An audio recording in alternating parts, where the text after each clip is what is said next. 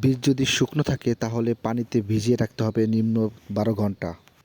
একটি সুতি কাপড়ে বীজগুলোকে সুন্দর করে পানি শোধন করতে হবে, ঠিক এরকম অবস্থায় আনতে হবে।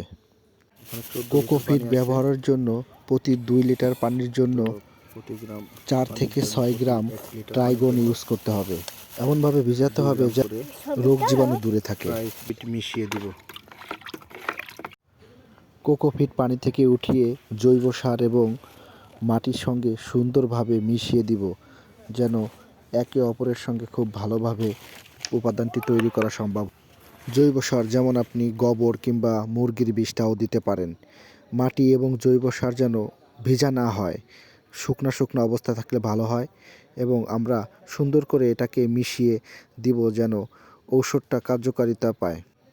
500 পিস চারার জন্য আপনি মূলত 5 কেজি কোকোপিট ও 1.5 থেকে 2 কেজি জৈব সার এবং পরিমাণ মতো মাটি নিয়ে সুন্দরভাবে মিশিয়ে এভাবেই অল টাইম গ্লাসের মধ্যে আপনি এগুলোকে সুন্দর মতো পরিমাণ মতো ঢুকিয়ে নেবেন।